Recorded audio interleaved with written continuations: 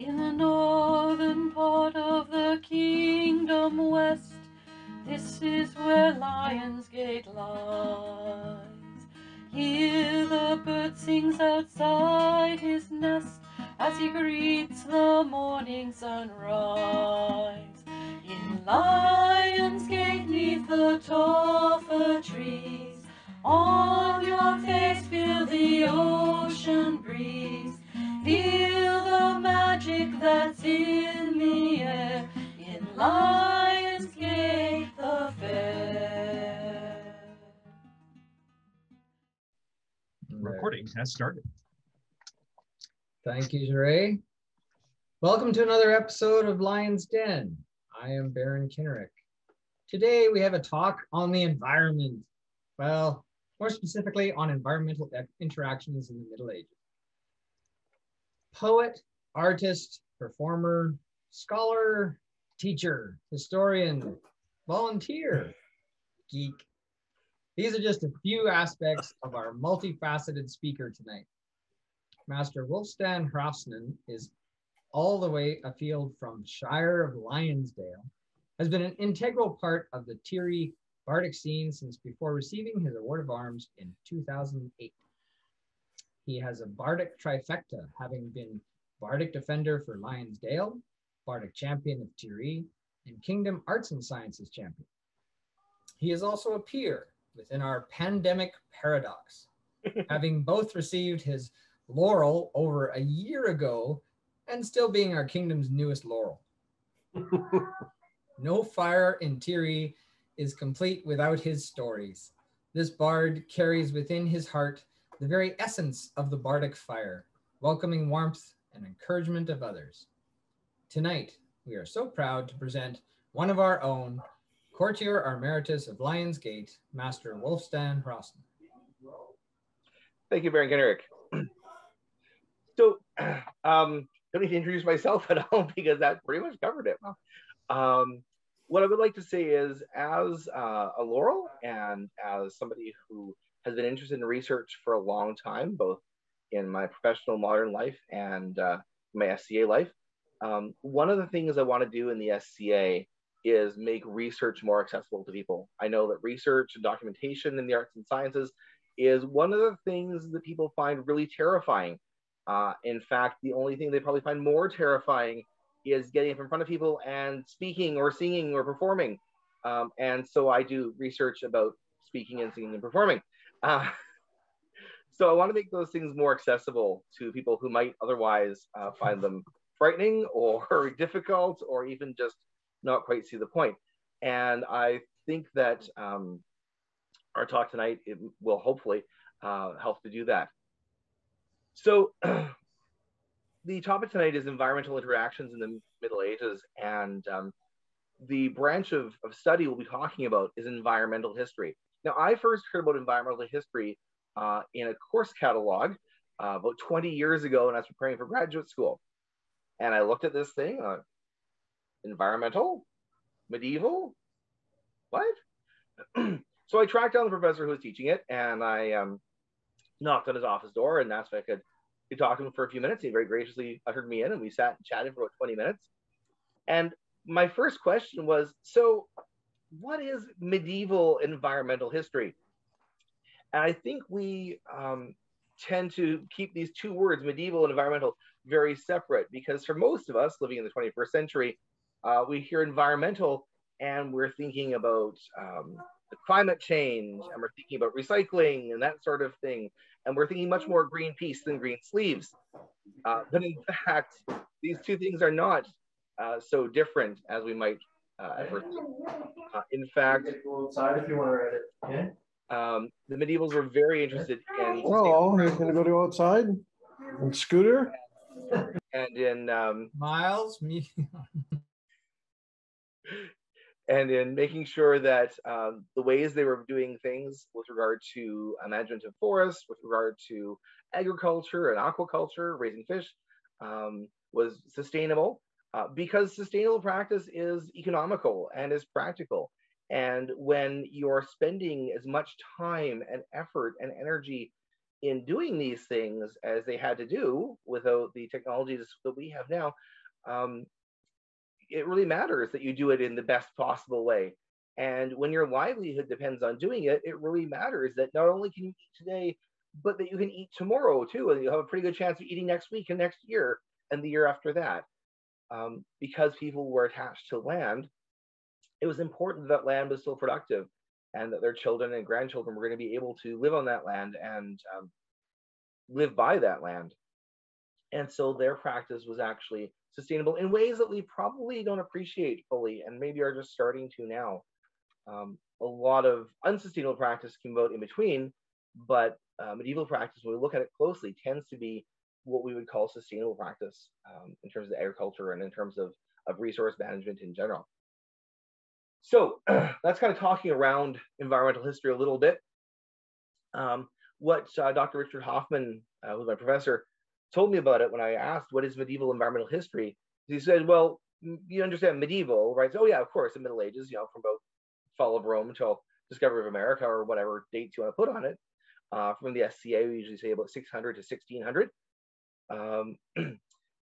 So that part was easy, but I said, but how does environmental fit into that? And we talked a bit about sustainability I had, but he said, basically, environmental history is the study of how people use their environment in the past and how people adapted their environment and exploited their environment and were impacted by their environment, and also how that environment was impacted by and adapted to them. So it's not just worry about climate change and making sure you put recycling in the recycling and that sort of thing. It is also just studying how we as humans in past contexts, in this case the medieval context, worked within the environment that we find ourselves living in, just as we do today. And there are a number of things that we do today that we don't even think about because it's just daily life for us. Some of which they also did in the Middle Ages. And they probably didn't think about it a lot either because it was just daily life for them. But there are ways that they interacted with their environment as well. One really good and easy example probably would be coppicing. Now, as you might know, there's not a lot of wilderness space in, say, medieval England or Europe. There is a lot of uninhabited space, but there's not a lot of what we would call waste space or wilderness. We might look at it as wilderness, they would not necessarily have, because there's spaces that were not necessarily to the plow. It might be forest, it might be pasture, that sort of thing, but they were managed. There are people who were interacting with them, even if not living in them or not living in them in large numbers. And coppicing is an example of that. Basically what a coppice is you take a piece of woodland and you wouldn't do the whole belt of woodland, but you'd have a part of it. And you cut down the trees. You have to have some mature trees there you take out. And then being large mature trees, you use them for lumber and building houses, that sort of thing. And certain kinds of trees regrow in different kinds of ways. So some trees, you cut them down, they're just dead. Or you might get another one tree growing up in the middle of the stump. I'm sure if you've gone hiking in the forest, you've seen this kind of thing. It would be a tree that's been cut down or broken down and another little sapling growing out of it. But that's not the only way that trees grow. Some trees like to grow around the stump. So here's our stump. And all these little trees will be growing up all around the outside. And if you take care of them over 6 or 7 years, they'll grow to be about yay big around. And that size is convenient because that's a good size to use for fence posts. That's a good size to use for furniture. That's a good size to use for firewood. A lot of the things that we use wood for, you don't want to cut down a whole tree for, but you might want to cut down a sapling for. And you can get quite long poles of that size and use them for a lot of things you don't need necessarily, a 4-foot thick oak for or whatever. You can have much smaller trees, and there are a lot of them. And so what you do around your coppice is you dig a ditch so the deer can't get into it, and you have your forester take care of it and patrol it and make sure that there aren't places where the land subsided and let the deer or cattle or other things into it, and that things are growing well and that sort of thing. And I think over 6 or 7 years, you get all these little poles. And so from each tree you cut down, you might get 6 or 7 new poles, and you cut those ones down. and then the next row out start growing around them. And you get these places in parts of the forest where we have big clearings that started off around one coppice ring, and you've been able to harvest. And of course, as things decompose, then new growth comes up in those spots again and recycles, right? So I don't know what's simplified, but that's basically how it works. And that's an example of managed forest land that they would take care of. You also had private hunts for lords and for the king, of course, where you might have a piece of forest land that is left fairly unused or fairly waste, as we would see it, because that's hunting ground. And the goal there is to let the beasts of the warren and the deer and the boars and that sort of thing have that space, so that when the landowner wants to go hunting there, there's something to hunt there. And there are Christmas traditions of having like boar's head at Christmas, that sort of thing, which rely on having places where you can still get wild boar, because if you can't, then you don't have your Christmas dinner. Things like that.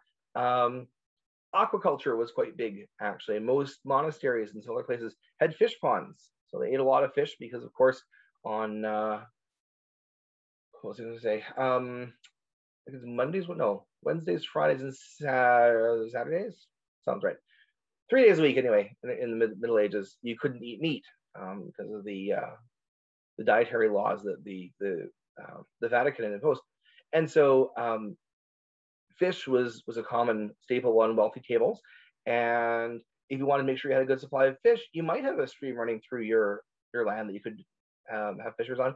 But often they had fish ponds to have that reliable source. And those, again, are being managed and being cared for and being seen to. And it really is a lot in some ways like the fish farming we have today. It's not in a natural environment per se, but really a sort of agriculture. Aquaculture is the term that's used. Other things that they did, just in terms of the way they did their agriculture, right? The crop rotation is about sustainability and about productivity, because if you don't rotate your crops, of course, then the one crop will suck all the nutrients that it likes out of the field, and then that ground won't grow that kind of crop for at least until those nutrients are rebuilt again. So by rotating, some plants will take out different nutrients, and they'll put in other nutrients, and then it works to kind of keep it live and healthy, and let it go fallow for a bit. So these are all things that people did, even in terms of burning charcoal, right, which they used for fuel, both for heating and, of course, for metalwork. You can't really do metalwork on a fire unless it's hot enough. And charcoal enabled you to get the temperatures that you needed in order to work with iron and steel.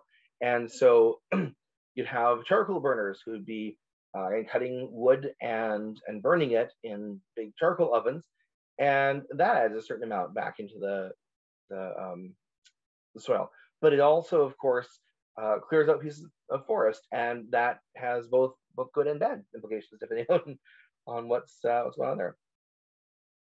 But so a lot of the land that is being managed, and other than some really far-flung mountains or desert-type places, most of what we see, I guess, even some of the marshes, but even there, most of the land that is in, say, Britain and Europe is being used in some way by humans, whether it's having sheep grazing on it, whether it's farming it, whether it's having hunts in the woods, whether it's coppicing or fish ponds or whatever it is. They're using a lot of their land, and so the land is being affected by that. And likewise, so are they, because what you are able to do also depends a lot on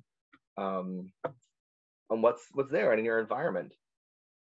So in the SCA context, I've found that this is a fairly underexplored avenue.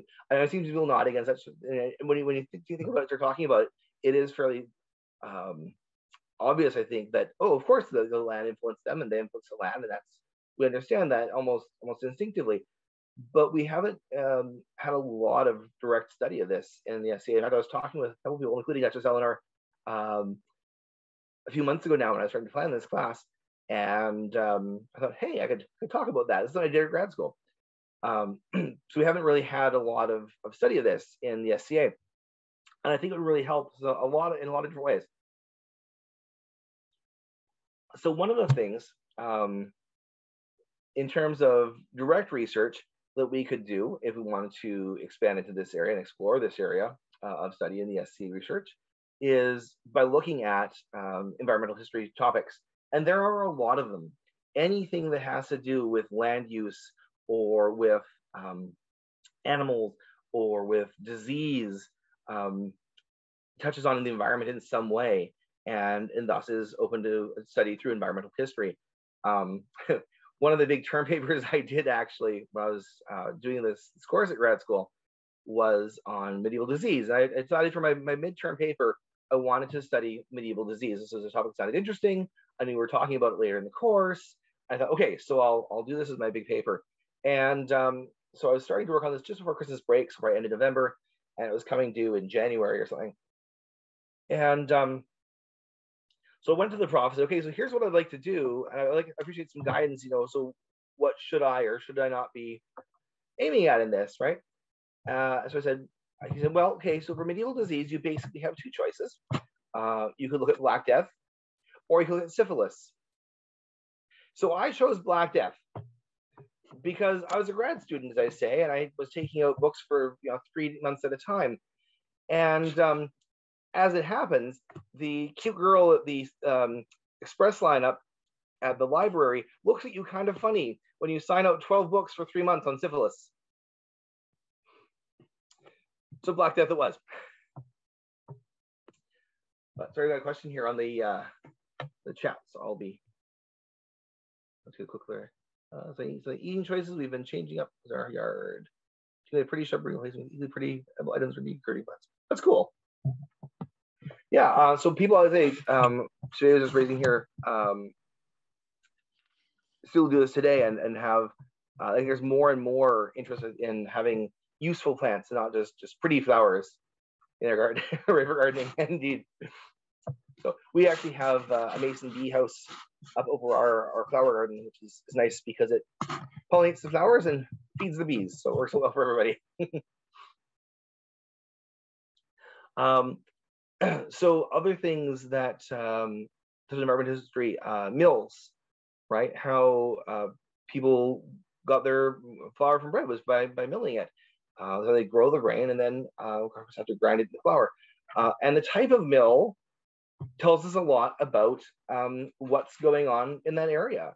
There are places where a windmill isn't going to work because maybe it's too hilly and the wind's not right, or capturing the wind is difficult. There are likewise places where a water mill is not going to work because there isn't a stream nearby. So those sorts of things. The types of wind and water mills, and there's a number of different kinds and different overshot and undershot and transverse mills and direct feed mills that were built. And when you start looking at where they are and what kinds there are, you start going, oh, okay, I can see the logic behind their choices here. I can see what they're looking at, what their needs are there. And it's not something we often look at, particularly is those processes of how and why they did things the way they did. I mentioned composting and aquaculture, that sort of thing, all things that could be studied. There's lots of data out there on that. Fortunately for us, a lot of the direct data is being collected by academics, because if you want to study medieval food, one of the sources, of course, is the Midden. And my professor shared stories of studying medieval fish and people eating medieval fish, of going hip waders into the bottom of monastic latrines and finding what was there. So I'm quite happy to read the studies myself and secondary sources. But there are those direct options, right? And if we're indirectly, and this is where it's really neat, I think, and where we've missed some opportunities historically. When we look at other things, for instance, how the environment impacted other aspects of medieval life. And it really did impact a lot of aspects of medieval life, right? Choices that people were made were driven by their needs and by what they were trying to accomplish. I mean, I think most people know that the Romans went to Britain because they had tin there, and you need tin to make bronze. And so if you want to make bronze, which was the main metal they were working in at the time for weapons and armor and that sort of thing, you need that tin. And so if you find a good source of tin, you take it over. Likewise, they went into Spain to get silver. There are some environmental choices that also, or environmental factors that also led to particular choices. Whether that is dyestuffs that were available and how, and so the colors that became popular, or whether that's what people wore. The Salt Road led to settlements. Yes, absolutely. For sure.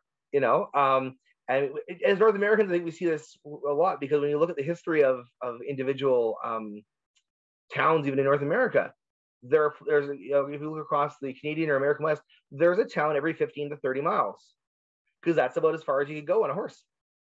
And then you need to stop, right? And so anywhere we had roads for major important supplies, whether it's salt and spices or silks, everything went along there. Typically based on what grew well and what was like, absolutely.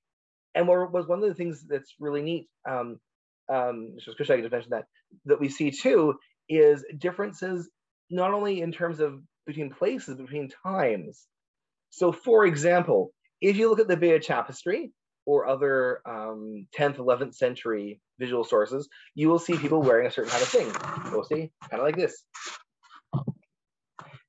If you look at a Holbein portrait, you will see people wearing something more like what Maestro Guido might wear, right? Different styles, different numbers of layers, different materials. And a bigger part of that than we probably realized before has to do with climate. Because in the 11th century, there in the medieval warm period, you could go around wearing 2 or 3 layers of linen and be fine. Probably not in the depths of winter in Iceland, but you know, in summertime in Northwestern Europe, you'd be okay. At the same time, by 1600, you're dealing with the beginnings of the Little Ice Age. Global temperatures are dropping, right? Glaciation is happening again. Actually, glaciers are advancing. We have woodcuts from the 14th, well, say early 15th, 16th, 17th centuries, where you have a picture of a little German town and a glacier way up the valley. And then 50 years later, here's the town and the glacier is halfway down the valley. And then 20 years after that, here's the town and the glacier is way down near the bottom of the valley. And 20 years after that, there's not a town there anymore. Right? That's how fast glaciers are advancing in that period. So of course, people are wearing more and heavier fabrics, right? And there's also the fact, as Mistress Kajay mentioned, because of consumption. I mean, this is why, for instance, I have these ridiculously long sleeves that are all wrinkly here because I want to be able to work my keyboard. But, you know, I cannot do a good day's work in these sleeves. And that's kind of the point, right? So I don't have to. A, I can afford all this fabric, and B, I don't have to work. I can have my sleeves hanging down and looking silly on my hands, and that's okay. So a lot of the things that we do, whether it's looking at clothing styles, whether it's, say, if you do lamp working, what materials people are using, if you're looking at even trade or war or other things, these decisions are made based on availability of products a lot of the time. I tell my students all the time as a history teacher that war really is about money, land, or power. It's about money, land, or power.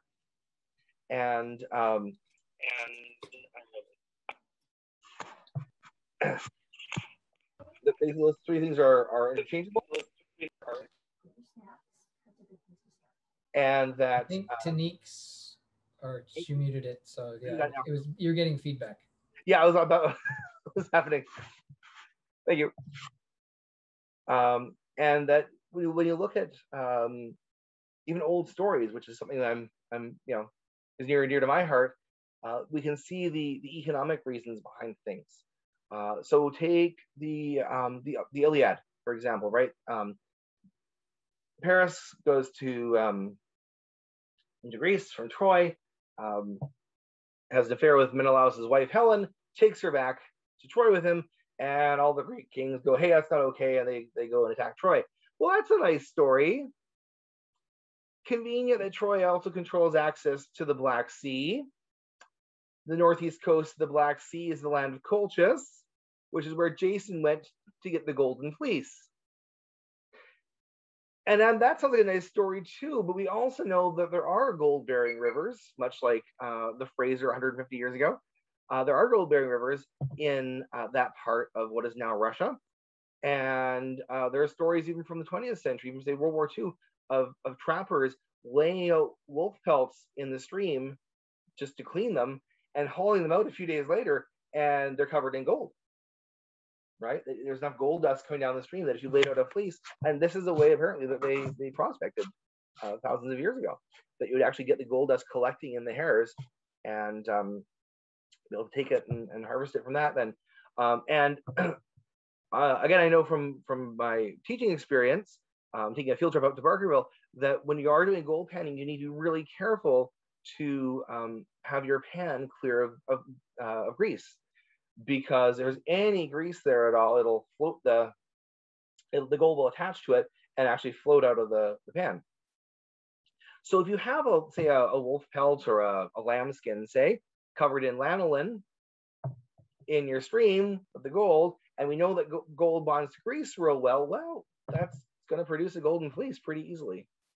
So the fact that there's gold up in them there hills, as they say, was also certainly a reason why those Greek kings wanted to have control of the city, which controlled access back into Colchis.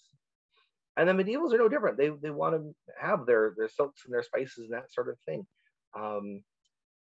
They want to be able to get into Outremer, and the church wants their pilgrims to arrive with money at the pilgrimage sites, right? So that's where the Crusades happen. So all those things that we see in other times are also active in the Middle Ages, including those environmental impacts, including choices of what to wear, where to live, how to feed yourself, all those things that humans do to meet their needs, people are doing in the Middle Ages. And the choices that they make about those things are largely dependent on their environment, because a lot of the choices, all of those needs are coming from the environment, whether that's in terms of food, whether that's in terms of clothing, whether that's in terms of shelter, and materials for other things they want to make, beads and glass and metalwork and that sort of thing. It's all the environment. And I think we do well in the SCA to explore that more, because, well, there's two reasons really. One, I think more and better research is always good. And two, because it hasn't really been explored in the SCA before. And I know a lot of people have trouble finding something new. They have the sense they should be looking for a new thing that hasn't been done 100 times before. And in many cases, the environmental angle hasn't been done before in the SCA. Sometimes it has, but not always. And it gives new avenues to look at things. It also gives avenues sometimes for some experimental archaeology type things, like what Chauvet is doing with her nettle, harvesting and spinning, and that whole immense project that she's working on right now. Because if we look at how the products that we can get here, then we can look at the products they had there, and that experiential thing about growing helps us to understand some of their choices that they made and that sort of thing. So while it's hard to do for the Middle Ages, because we don't have lots of data, we can even probably approach it. Look at climates historically. I mean, there's things you can do with pollen and whatever, that sort of thing, of course. But even in terms of, if you get a good source that describes weather, for example, you can use that to sort of track and chart weather patterns. You won't find temperatures or that sort of thing, but you can do patterns. Actually, a friend of mine did her master's thesis on that very thing. She had a diary a farmer in Nova Scotia had kept in, I want to say, the 1850s. And he described, weather was fine today, it was warm today, it was cool today, it was damp today, that sort of thing. And he had some standardized terms that he used. And so she quantified those, and rating from 1 to 7 in terms of temperature and precipitation. And then she graphed it. And when she put it against the graph of Nova Scotia weather in the same area in the early 2000s, she found that the numbers, obviously, she can't say were accurate, were the same, but the patterns were the same. So, you know, that it's cooler in February than July is probably pretty straightforward. But that it's cooler in the third week of February than the second week of March is not always the case. People have been mentioning in Chilliwack this last couple of weeks. I don't know how the city's been, but or other places. But in Chilliwack, certainly, we've had a run of warm weather for the last week and a half, 2 weeks. We had a bit of rain last week too, but we had, you know, well into the 20s in the second week of April. And that seemed kind of weird. But then thinking back, I was like, oh yeah, last April was like that too. And then June was really cold and wet, which is not what we would normally think is you know, supposed to happen. But it does seem to be the pattern. So we might not have those same exact results. We don't have the exact same thing, but sometimes we can see the patterns. And what my friend saw in her research was that the patterns hadn't changed a lot. Probably the temperatures had, but the overall patterns seemed to be pretty similar, which was kind of interesting to see. So the thing I'd like to wrap up with is about resources, because the thing that people I think really need to know to get started is, okay, so this is all great. Where can I find the resources? Where can I find the material to actually work with? It's pretty much the same as you're going to hear about almost any topic, I think, for research. And there's really kind of three big ones. University libraries are obviously great if you've got access to them. If there's a university reasonably close to you, most of them, in my experience, have an option as a member of the public to get a library card from the university for a relatively modest fee, $25 or $30 often per year. If you have friends who are alumni of universities, they can often get things for free. So I'm an alumnus at there's two of our universities in the province and one in Ontario. So I have some options there. But people who are alumni at universities, as they often get free access, free library cards. So that can be a way into things as well. I've had friends who are faculty at universities or even on maintenance staff universities who have been able to get things for me, and that was nice. But if you can get into a university library to do that, then that's super, and that's obviously a good choice. If you can't, there are still some really good things. One of the ones that I really like that I don't think people use as often as they probably should is bibliographies. So once you get a hold of one source, whether it's a book or a periodical or honestly a Wikipedia entry, like I don't recommend Wikipedia for most things. In fact, I tell my students it's a pretty good place to start and a terrible place to finish. But the best thing to do with Wikipedia is to scroll right down to the bottom, because often they'll have 3 or 5 or sometimes a dozen sites, usually websites, but sources anyway, which are what contributed to that particular article. And those sources are often pretty good. The article itself, your mileage may vary, but those sources are often pretty good. So have a look at those. If you have a book on the topic, look at the bibliography. It's bound to be in the back. If you have a journal article on the topic, look at the bibliography. It's bound to be at the back. And that applies both in terms of what actual articles and books are out there. You will also find what academic publications deal with this topic. So which journals actually publish on this topic. And then if you do get into a university library or you get to their online thing, you can look for that journal, and that will help to narrow your search.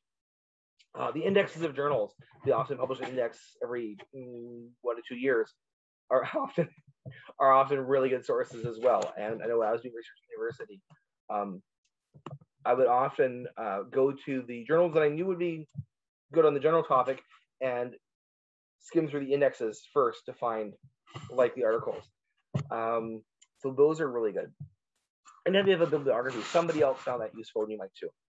And the third really is online sources. JSTOR is really good. It's been opened up a lot. Used to be only available to academic sources. Now it's pretty much open to the public. And you can get that from most libraries, public and otherwise. And the one that I really like, actually, I would recommend probably is your best go-to if a university library is not available or easily available to you, is academia.edu, which is a website. And what they do, you sign up and you put in your key interest areas, and they will actually send you articles, new current articles that scholars are posting about everything, about the things that you said you wanted to hear about. I think I put in 10 or a dozen when I signed up my account, and I probably get between three a day to 7 a week, depending. A light week would be 7 or 8 articles. A heavy one would be, 15 or 20. But I get lots of stuff sent to me on things that I'm interested in, on Norse storytelling and poetics and that sort of thing. And from that, as well as from bibliographies, the other thing you can find is what scholars are writing on this topic, and then you can start doing searches of their work and that sort of thing. Once you get a scholar's name, take that to Google and to Amazon, and you've got a good start getting some books, right? So there are places that you can get sources. They're really accessible. If you put environmental history into academia.edu, I guarantee you would get lots of good sources within a matter of days. And I say that's probably the easiest, most accessible one, because they'll send it directly to you. You don't have to go anywhere, and a lot of the searching work, the sorting work, is done for you, which is really nice because this stuff does all take time. And that is about what I wanted to say. Thank you very much for that. Yep. At this point, if anybody has questions, you can unmute and ask Wulfstan questions. You can also unmute and talk about other stuff too if we find we're running out of questions for Wulfstan. Now, it doesn't have to be questions. It could be comments. It could be, hey, have you thought about this or whatever?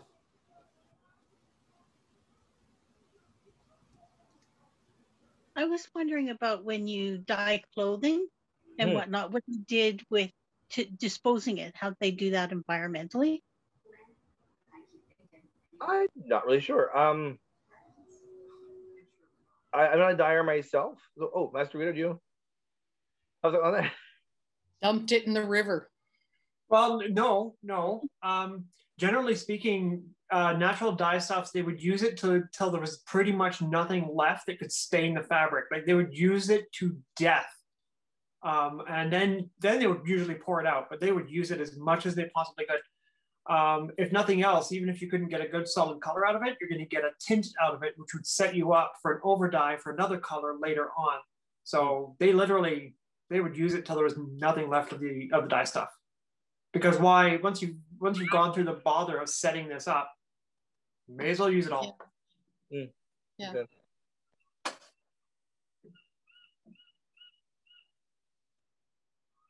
I'll be right back. Sure. Thank you.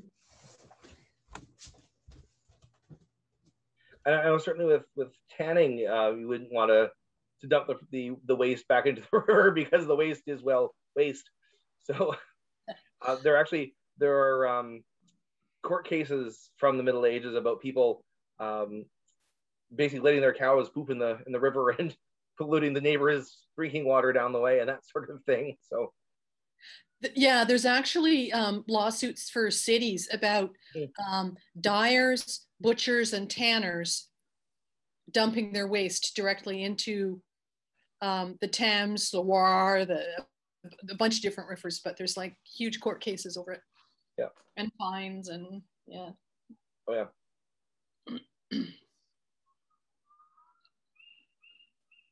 So you mentioned about the mills, the windmills, water mills, and I believe they used oxen too for Sometimes, yeah. mills too. What about energy? Like for, I imagine I know they were burning coal, I'm sure by then. What about those kind of environmental issues? Well, again, there's sense of that isn't there. I mean, there's people who are complaining about the smoke of cities and that sort of thing, but it was just sort of a reality of life to some extent. You wanted to have your house not be full of smoke if you could, and certainly having a proper chimney and that sort of thing helped within a house that can dispose of the smoke, as we're vent out the smoke properly. But depending on, I mean, that was also a class-based thing too, right? So if you could afford to have a properly built chimney, then you did. If you couldn't, then you made do with a smoke vent in the roof somewhere, either at the gable ends or a covered vent in the middle, depending on place and time and preference. And you got emphysema and died young. So there are limited things that they could do. But yeah, Guido? We also didn't have the concentration of people that we had from like the Edwardian on. So coal smoke wasn't such a big deal because you didn't have that massive like miasma rising above a huge city. Cities were much, much smaller. Concentrations of people were much, much smaller. So it wasn't such a big deal. There were issues with it in certain larger areas. I know Nuremberg had a problem with it because they were mostly a foundry city. And there's also some evidence that there was other cities, I can't remember them off the top of my head. I did some research into this for some really obscure reason, but Leeds and Manchester and places of that sort that were industrial cities. Yeah, I didn't do so much on the English. I did mostly the continent. So yeah, Leeds and Manchester makes sense. They were ironworks and steelworks. Yeah. A book that I read, I had to go get it from my night table. It's a good soporific read called Making of the British Landscape. And it basically starts with the Bronze Age and looks at how people created what is now the British landscape, that's the modern one. And it's all constructed. It's all humanly developed.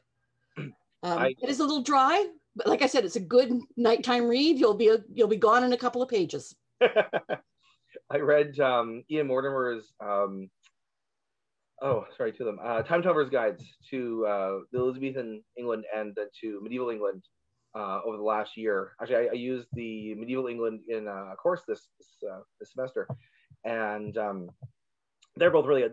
They'll keep you awake a little bit because they're pretty entertaining. Actually, he's a good fun writer. But he talks the same kind of thing, right? That you wouldn't recognize England in 1300 because we're used to seeing this English countryside of little patchwork fields and things. We're not used to seeing a field that's 700 acres. That's common land and that kind of thing. But he said, basically, it was constructed then. It's constructed now. We've just changed how we build it, right? But same kind of point that it is and always has been, or at least for a long time, been a very much constructed landscape. But in terms of roadways and the development of villages, depending on where they were in what time period, whether they grew up from the pond and common or they grew up from another type. So as they grew in or were started in various times, they bore the hallmarks of that time period, which is I thought was sort of an interesting thing. Absolutely. Another thing on the roads point, actually, of course, we think of the roads being sort of the thing, because it's what we look at as sort of the lines between places, right? And of course, the Romans built roads everywhere. But for the Middle Ages too, rivers in the beginnings of the canals were actually much more important, certainly in England, probably parts of the continent as well, because that was how people traveled. It certainly if you had to move large amounts of material or heavy materials, it was much easier to go by boat than it was to cart it all. And so the medievals wouldn't necessarily have looked at a road network as being their landscape so much as a river network, and so bridges and ports and that sort of thing were important in the way that roads and airports are for us now. And the local networks, that sort of work in between, are often found also skirting the boundaries of previous land properties. Yeah. So between estates, and there'd be the banks and the road, between them that sort of followed the boundary. Yeah. And the estates are gone. The parcels of land have been sold off. They're reparceled, whatever. But that road is still there. The road is still there, absolutely. And we see that here in places too. If you look at Richmond, all 91A, 91B, 91J, 91K, 91L, where we add roads and subdivide between things. And so we have these great blocks of land between the major roads and then we're putting in, we don't have numbers to renumber the new streets, and we divide it up. Or in the naming practices, Old Yale Road, Old Yeah. Duty Trunk, right? Yeah, it's the old road to Yale. Yeah, for sure. And that's a medieval thing too, right? And what's neat about that is that we can have, then as now, you know, the Yale Road or the London Road or whatever could be called that for quite a few places, but it really, the names are really local and regional, right? And so this is the road from here to London. There might be a different London Road somewhere else, but this is the road to London. That's the London Road, that kind of thing. The Great North Road. Yeah, it's the big road that goes north. It's, you know, yeah. Between London and Edinburgh, yeah. Yeah, yeah.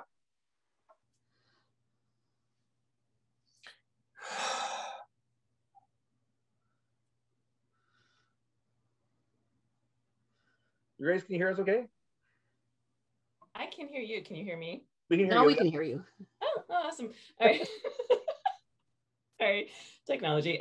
So I'd love to bring attention to the comment that's in the chat about the climate and the environment to the original source, you know, altering.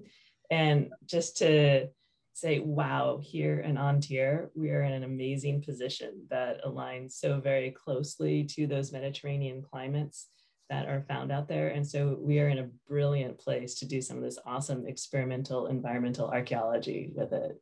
And because it really does hold true, like what crops you can grow, like peat crops, or how the wood of the pollards that you were speaking of can form and shift. So that's a very astute point. I think that's awesome. Sure. I can't grow pomegranates. Yeah, but see, that's so cool, because in like there's places like Gerard and Thomas Hill, they're like, well, you can grow a pomegranate tree, but don't expect any fruit from it. And you're like, yeah, I know how you feel. I find it how it's interesting how you talked about industrialization and how it modified the environment. There was that, I can't remember exactly where, but in Spain, there was a massive Roman mill that was built in a step formation down the length of a river, which completely changed the direction of the river. It was just a series of mills run by water, each one running a separate mill all the way down. It was a massive industrial complex just for a mill. It was, I can't remember where in Spain, somewhere in northern Spain, I believe, because it's more mountainous. Right. I'll have to look it up for you. Right. That's, I can see how it would change. We would too, because it takes the water and moves over that little bit to power themselves, and then over that next little step. And oh yeah, they completely redirected a river to run this mill. they built the mill, then moved the river. Yeah. Well, the Romans were definitely not ones that the environment impacted them, right? Oh, no. Yeah. The environment is our slave. We will make it work. Yeah, the Egyptians moved a whole city because the river moved. So they took the city apart, moved it, and rebuilt it. And it was a regional capital. Yes. So they had that was not Amarna, but the Raiders of the Lost Ark city. Supposedly. Petra? I was just watching a thing on it the other night, and it escaped me. Anyhow, they were saying, how can this be? Because here's the city where we found it, and here is it over here, and they found it by aerial reconnaissance. Yep. But it turns out that the Nile had moved, so they moved the city. Yeah, it was Akhenaten who did it, or he started it or something. Well, anyway. Akhenaten built his own capital city out in the middle of nowhere. Well, for, that too. Religious and political purposes, but. The Romans would have just moved the river back. Yeah. Well, when the Romans can actually make water, sort of flow uphill, yeah, by use of hydraulics. Yep. Yeah. Sorry, my although I did a medieval environmental history course as part of it, my master's degree is mostly in Roman history, so it's also close to the heart.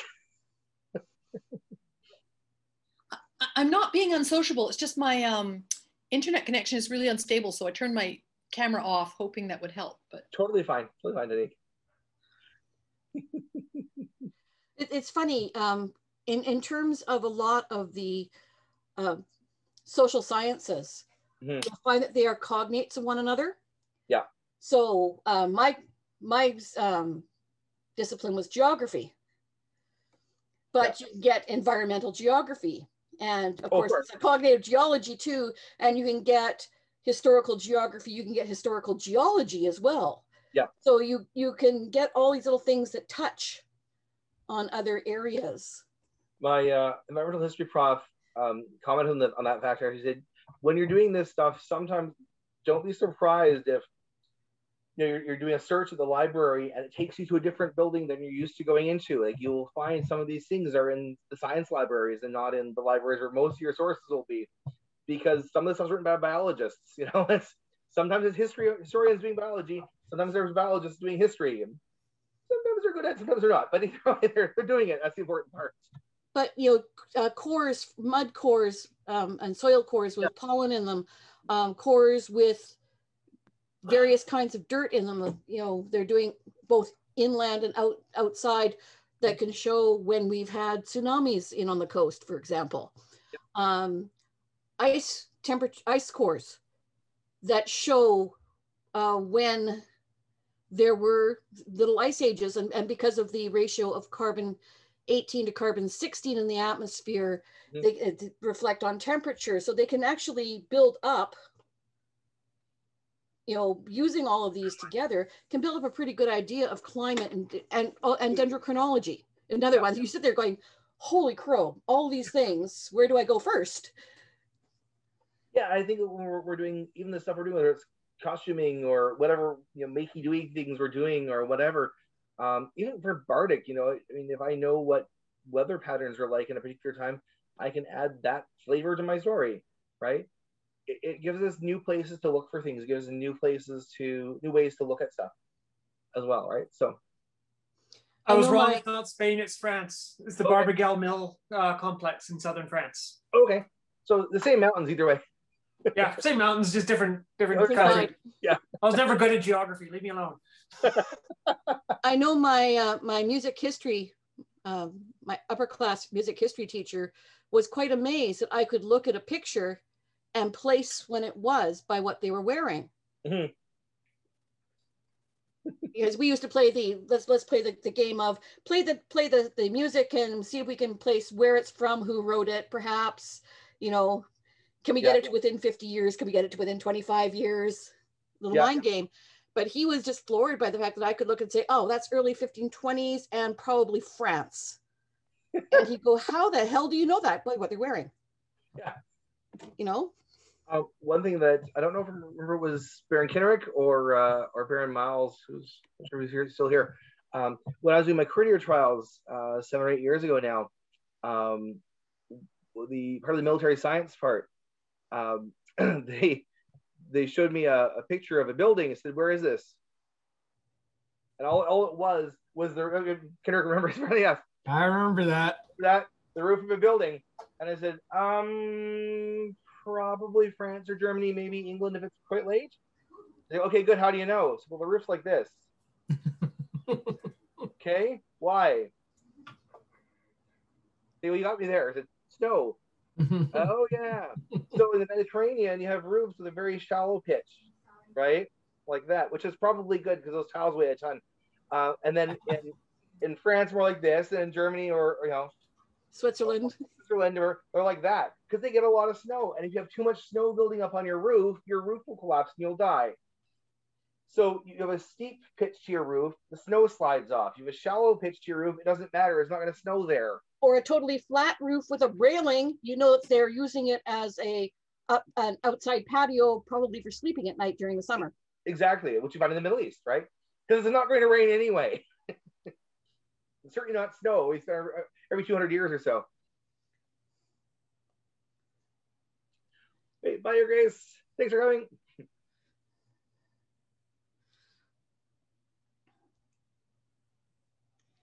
So Chauvet had a question. We're trying to figure out how close sea nettle on our coast is to the nettle in Scandinavia, where they have traced the nettle cloth from log pines. What I have heard is they're pretty similar, but I'm not a botanist, so I don't know. Her Grace would be a person to talk to.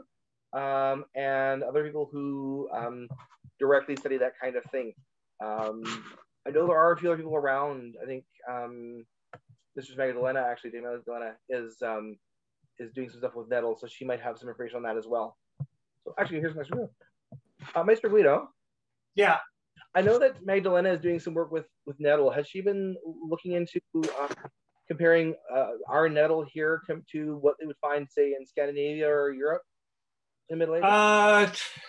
I would have to ask her. Right now, she's spinning Nettle. That's all I know. Okay. I'm planning on dyeing it. Cool. A question did come up, so I thought I'd just touch base and ask. Yeah. Yeah, I don't know. I don't pay a lot of attention. I'm going to be totally honest with you. I will weave with the stuff, but I ain't spinning it. She wants me to learn to spin, but I am not becoming her spinning monkey. Not going to happen. Because you know that that's where it would go, right? Oh, yeah. Could you just spin this up while you're sitting there? No. No, I can't. It was, yeah. If Chevy, if you can figure out what the botanical name of the nettle we have here is, and then ask the people in Denmark that, and the scientists or the botanists there who are doing the bog studies have probably identified which species of nettle it is in the pollen samples from the bog digs. That makes good sense, yeah.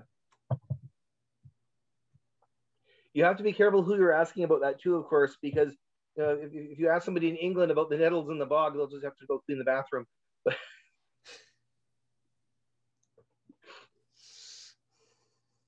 Okay. Bump.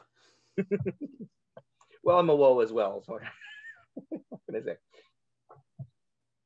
Okay, I haven't got an answer yet from them. Yeah, that is difficulty with contacting people at museums. Usually, in my experience, they've been very good at responding. But I mean, COVID's going to throw a monkey wrench into everything, and you can't always guarantee you're going to get an answer back promptly or at all. You might actually do. I'll say, are you on academia? Because if so, take a look at. Okay, I'm going to make this very clear. Okay, I'm not a college student. That's fine. I'm not a university student. Oh, okay. Hold on. Okay. It's simple and easy for those who have gone to say, oh, well, you don't have to be, or it's easy, because your mindset has been already there for so long that it automatically goes along the right pathways. That it's easy for you to find these things. It's easy for you to think of how to say it, how to phrase it, who to contact, and all the rest. Someone who this environment is completely and utterly new. I mean, for me, sometimes it really is like asking a blind person to describe blue. Okay, that's fair. Okay, so as accessible as it might seem to you, because you know where to go, how to go, who to talk to, it's a whole new world of I have no idea what I'm going with. Okay. And I usually end up talking to people that have absolutely no idea what I'm talking about, or I end up going somewhere, and it just, so the biggest problem I'm having is, first of all, knowing who to ask, how to ask for what I want. I mean, and on top of that, I'm still trying to figure out what to ask. So I'm trying to piece all this together in a way that it's extra work for me, because I've never done this before. Okay. I've never, so trying to put this together is just as much hard work and effort as going through all the books and everything on top of that. So yes, but it really is a challenge for someone who's, I mean, my nursing was direct into nursing and direct out. I didn't get into the culture because I had kids at the same time. Right. It was my classes, My kid. But, so. Okay. I'm only 20 years past my first year university studies at 60. Okay. Mm-hmm. It's never too late to go back and be a first year student. And there's in a budget, though. that first year, one of the things they did was take us to the college library and set up a how to research class. And they went through, this is how you research. This is what good research is. This is how you use Boolean, query things to separate out. You want this, but not this. And how you can build a search query that way. So a research librarian is the person to ask, and it's not to say, can you tell me how to search on this? Is, can you tell me how to research? Period.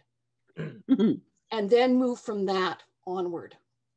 Yeah. If all else fails, I can send you my notes because I've still got them. Give me another 5-10 years. I might have time for that. I might have a budget for that. I got kids to kind of shuffle. You can start learning how to research without being in college. Well, that's what I'm working on. I just have smaller bits of time to do it. Mm-hmm. But perhaps finding your local college, and maybe, because they do let people who aren't students in to look at the thing, and often they'll have a learning center that can help people do research. Mm-hmm. I mean, it's easier if you were, and where did you do your nursing? UBCO. Okay, well, you're a UBC alumni then. Doesn't matter which campus. Not sort. Oh, okay. It was when UBCO was taking over. No, it got complicated because UBCO wasn't actually supposed to be there. Okay, but so, technically speaking, if you're an Okanagan, if you're an UBC alumnus like me, Chevet, then you're a UBC alumnus now too. Which means you have access to UBC libraries. I have to figure out how that worked because it was, again, not getting into the culture of it. It's hard for me to wrap my brain around how that works, how to make that connection, whether I actually had that connection or not. No one ever talked to me about that. Sure. Well, I think we can sit down and kind of navigate that, because I've looked through that as well. Now, I mean, my teaching degree is from UBC as well, so that gave me a more direct connection. I have a UBC number, but I know that if I were to look for a transcript or whatever from Okanagan now, it'd be UBC who'd be sending it to me. And I actually even had the option to have my degree reissued as a UBC degree. I chose not to because I have one of the few UBC degrees out there, but well, yes, that's kind of how, because I was into UBCO and then family life made sure that I had to get into the workplace a little faster. So I shortcutted back to OUC to do my LPN instead, expecting to go back and finish my RN. Then life happens and well, clerk happened. Yeah. Flat out. Okay, so I did some research into nettles. And it's European nettles you want for spinning. The North American nettle is not, you can still do it. It's not what you want though. It's the family Dactaria, which is not, the fibers aren't long enough. They don't spin very well. The European nettle is a much better one. And it is the Hrafstan family, which is a long stinging nettle, long fiber stinging nettle. Get them from Europe. So are you able to type what that look, the name in the chat so I can send you a message. You said it was a... I'll send you a message. I'll send you the article I found, actually. I'm really good at research. Okay, I like those. I like By those. the way. I'll just say, I found Alan Brown did I'm still learning. Alan Brown did a whole thing on the processing of nettles for textiles. Oh, cool. So I found it. And I can just, I'll zap that off to you later. I'm really good at asking. I'm really good at finding. I get. There you go. My Google foo is quite something. So your next goal should I be... mistrained. Your next goal to learn how to find the fun of digging. Because just asking and being told, it's fine. You get what you want then, but the actual fun of going digging. Oh yeah. The problem with that is I often find something else and go that direction. Oh yeah, rabbit holes. Yeah. I've done that. The articles I have, yeah, I've got a ton of different articles that I've been looking up for Nettle, like finding out that, especially the Germans, when the cotton supplies dwindled to practically nothing, they decided to go back in and try Nettle. And it did well enough for the time being that they actually started producing a lot of their uniforms in nettle cloth. It was really neat. And then, yeah, all these little bits and pieces, I love finding them all. They're fabulous. It's just, I mistrained my Google. Google analytics hate me.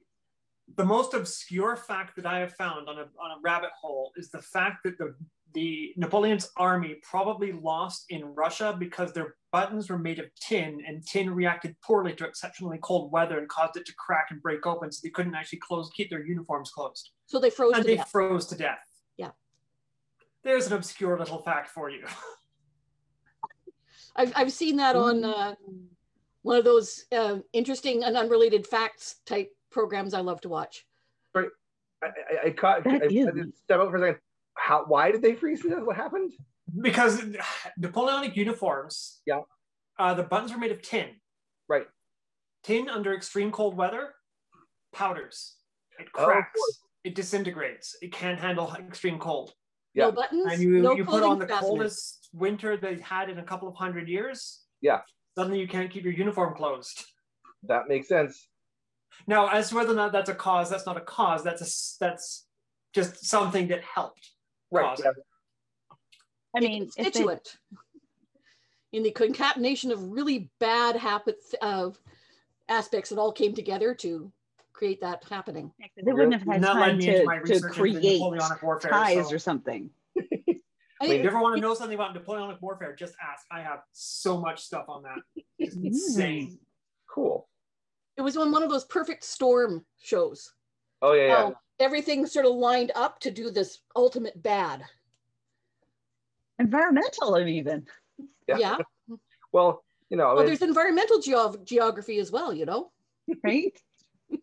You see the one on the Battle of Teutoburg Forest? That's fascinating. That was good. That was awesome. A massive Roman loss. Yeah, the Netflix movie's not super accurate. It's good though. I recommend it. Not super accurate.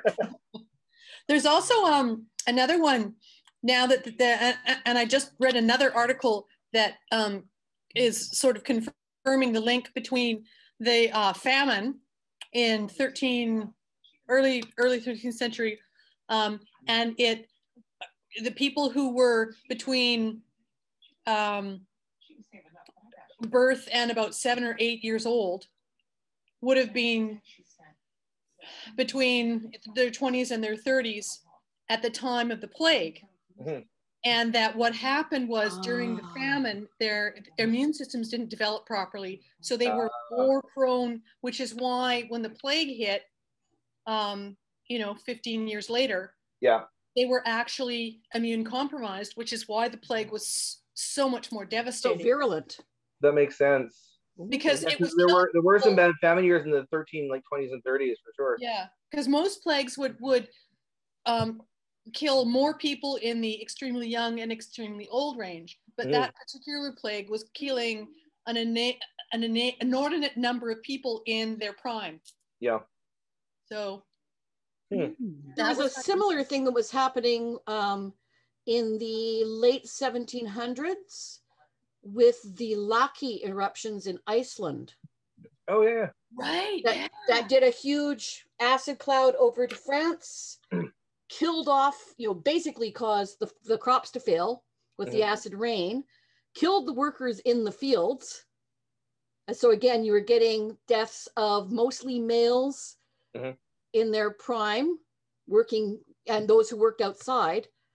And then of course the crops failed and there was no bread. And 5 years later, French Revolution. Contributing factor? Maybe. Maybe. Very cool. Oh, this is so fun geeking. It is. Well, yes, that's what we do best, right? Oh, neat. But the thing is too, is that we have the benefit now of, you know, computer simulations and, you know, people having gone out for a century getting drill cores of various areas and doing the research on what pollen's there, what the ratio of, you know, oxygen 18 to oxygen 16 is, you know, what the temperature was. I mean, they can see in some ice cores where the volcanic eruptions were. You know, cool. that act as sort of date lines. That's cool. I mean, going up the cuts here in the province when you're able to travel again, look for the wide band. About it could go from about this wide to about this wide of white ash on fresh cuttings on the side. That is the ash layer from Mount Mazama. So I once did a long road trip with Master Ian Guthrie. I don't know if any of you know him, but he's a good friend of mine. And this was a long time ago. He's a mining engineer, and we were going through a canyon. I got an extremely long lecture on the canyon and the different layers of rock and the sediment and where it came from. So yeah. That was actually a long drive. I'm just gonna say that was a really long drive. One of my geology field trips was up, actually geography and geology. We went up the canyon. Second year or third year geomorphology class. We went up the river. We were doing rivers, and so stopped in Abbotsford to look at the gauge there.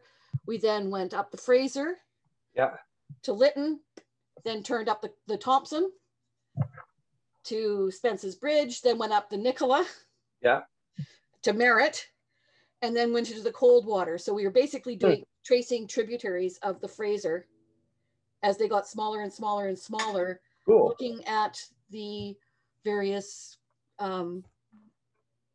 geomorphological features. And I didn't realize that Scam Lake, or Lake of the Woods just outside Hope, is a rockfall dammed lake. Oh, neat.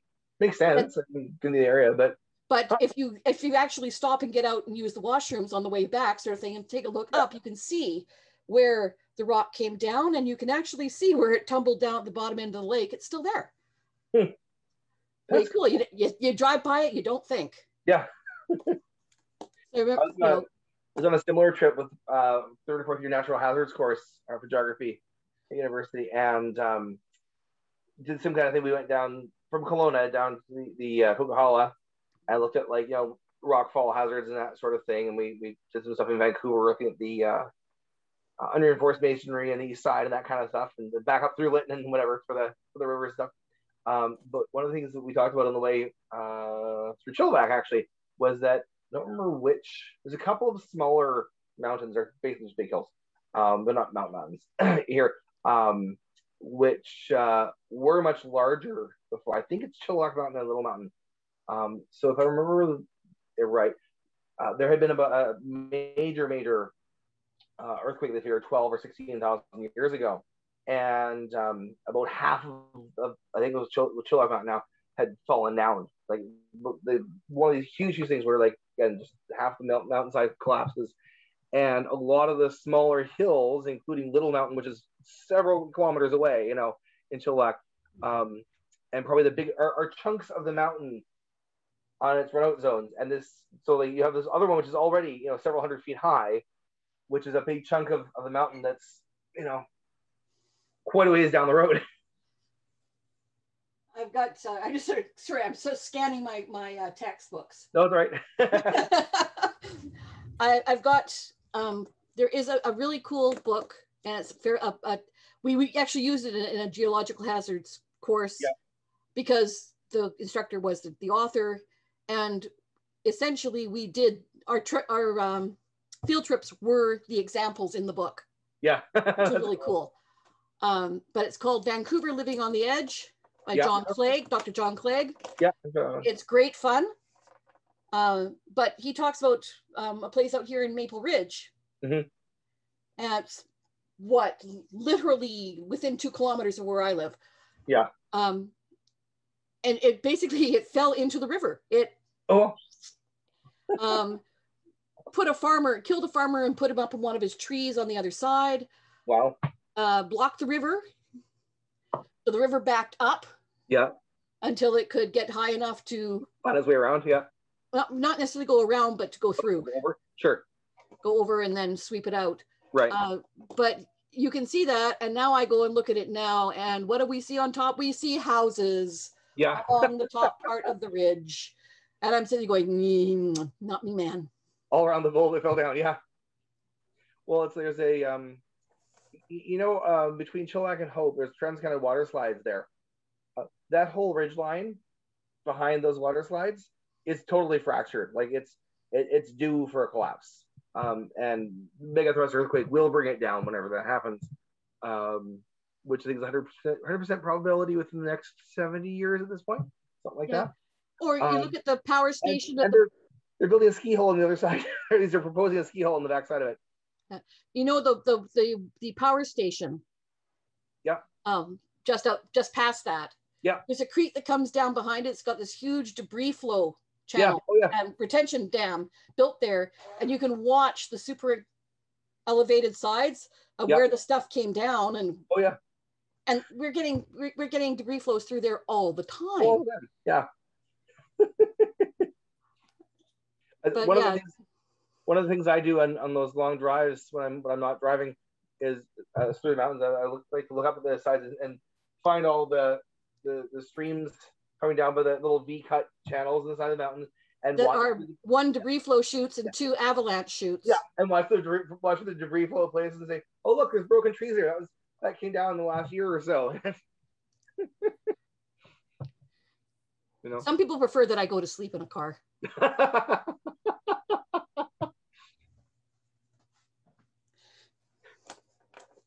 What's going to happen today? I'm just saying it happened before. That's all. Yeah. One of my goals in the next few years is to take a look at 3-field rotation. Yeah. Because now I get to actually practice that in real life. So, yeah, on that, that is exactly what, I mean, this is why I started, I guess it's been about 10 years ago or more, where I started doing patio gardening with the idea that getting myself into the flow of creating food that we could eat, even if it was just sort of a little bit here, a little bit there. Sure. And then as we got into a house, I added some gardening space in the lawn and actually got a fair bit of potatoes and peppers and tomatoes. It was really quite fun. And then every time we moved, I tried to add a little bit more with the idea that eventually the hope is that we would have a farm, no matter how small. And then I would have that very large garden space. Right. That would then also fall into that rotation idea. Cool. Just I trying to go from city living into agriculture. It's a shift that you don't easily just make that fast. You gotta work in. I did a geography of agriculture class, which was great amount of fun. And one of the field trips we did, we basically went and did something with the Ministry of Agriculture, but we also went to a goat dairy in Abbotsford. We went to the Fort Winery. We went to an organic farm that was basically, it was a co-op farm. Yeah. So people paid in and they got their sort of weekly whatever was ready. Yeah. There was one more thing that maybe that was only the 4 stops. Anyhow, it was really a cool trip. But one of the things was the grad student who was our TA was doing his research in Cuba. And a lot of their gardening is actually done on their balconies. And I know that's been my inspiration for mine was growing my herbs, growing some of my lettuce, tomatoes, whatever. In even potato, I've tried broccoli, yes. Zucchini, yes. Brussels sprouts, not so well. Potatoes, okay, you know, but they can be done in smallish containers on a balcony. For sure. Especially if you have a husband who hooks up a nice little irrigation system. Times. I have 3 hanging baskets right now. One has black cherries, black cherry tomatoes. Okay. And then the other 2 have 2 different types of mini cucumbers that I learned about in the Ontario gardening group. Yeah. One is called a cucamelon. Oh, it looks like the round ones? Oh, no. It's tinier. It's tinier. It looks like a watermelon. It has all the same colorings. It has the same shape as a watermelon. Cute.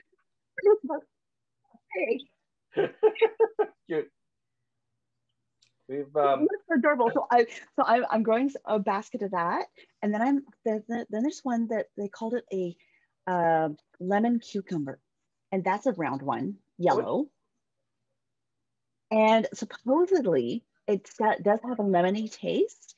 So apparently it works really well for cucumber water. Would, yeah. A lemony flavor. I had to try it. And they're small enough that the vines should hang down very nicely from this. Oh, nice. So I've got that as a hanging thing.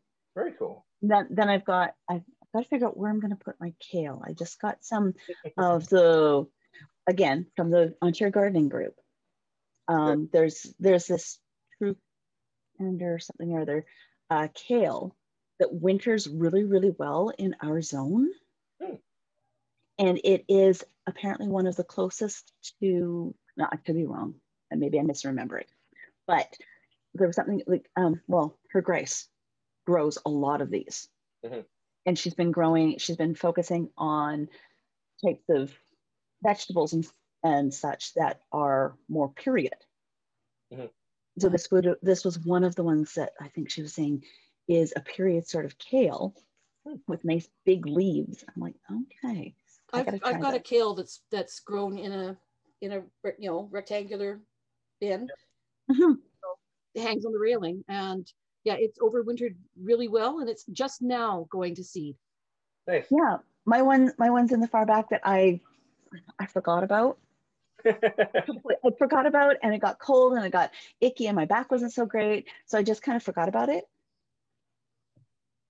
Doing very well all on its own. I love being lazy in my gardening.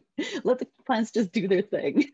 We found a couple of window boxes actually at Home Depot Garden Center weeks ago that they're these plastic ones. They're shaped to go over like a balcony rail. Yep.